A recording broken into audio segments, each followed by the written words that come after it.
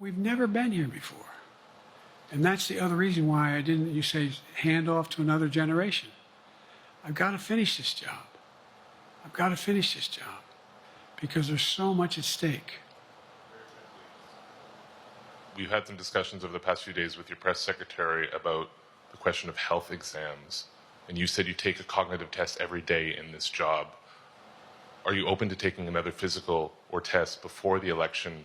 Governor Whitmer of Michigan, for instance, said it wouldn't hurt to take a test. Well, look, two things. One, I've taken 3 significant and intense neurological exams by a neurologist.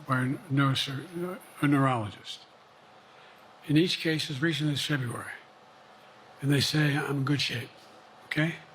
Although I do have a little problem with my left foot because it's not as sensitive because I broke my foot and didn't wear the boot. But I'm good. I'm tested every single day about my neurological capacity to do decisions I make every day. You talk to my staff, all of you talk to my staff.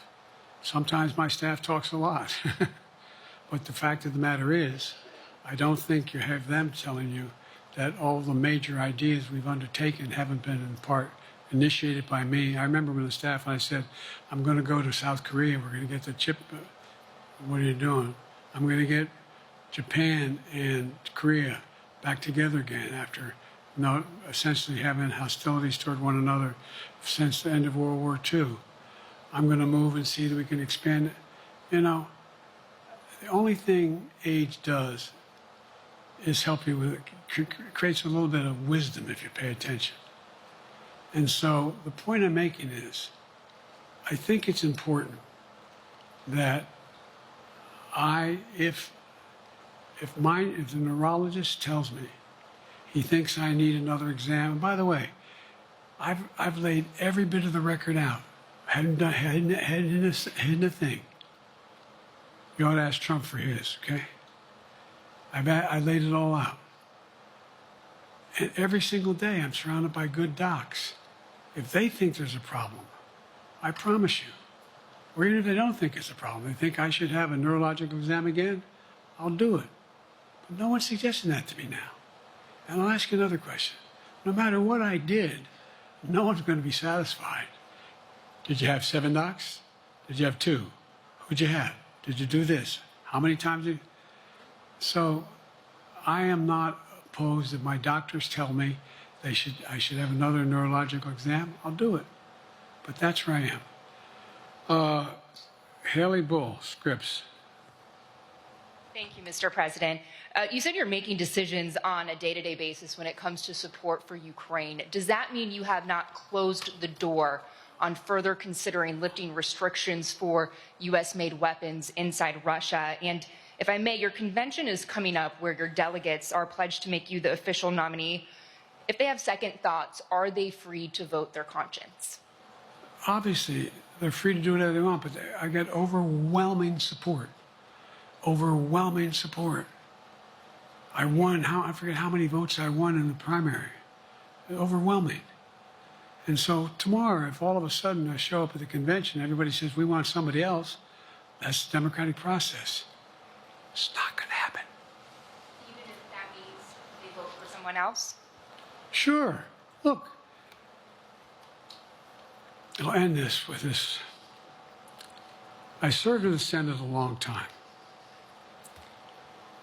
I understand the impetus of candidates running for local office and whether they think the topic can help them or not. In my state of Delaware, which was a very, at least it was a red state when I started, in terms of where you now talk red and blue. I don't recall most of the Democratic presidents winning my state when I was a candidate. The truth of the matter is I understand the self-interest of every candidate. If they think that, running with Biden at the top is going to hurt them, then they're going to run away. I get it. But so far, go and look at the polling data in their states. Look at the in-depth, and by the way, I think you'd all acknowledge, and you're all experts. I'm not being solicitous about the president. You're experts on this stuff.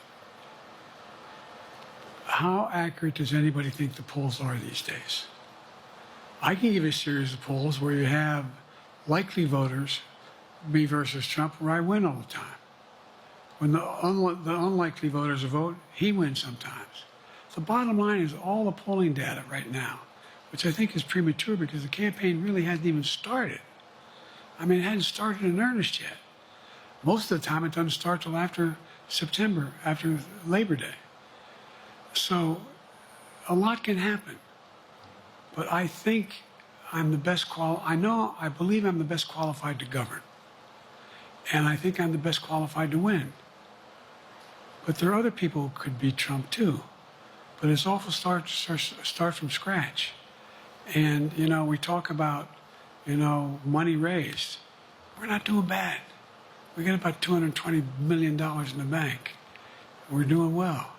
So with that, you have any want to follow up on any of that you just asked me? Yes. You earlier explained confidence in your vice president. Yes. If your team came back and showed you data that she would fare better against former President Donald Trump, would you reconsider your decision to stay in the race? No, unless they came back and said, there's no way you can win. Me. No one's saying that. No poll says that. Okay. Thanks. This ends tonight's press conference. Thanks, everybody.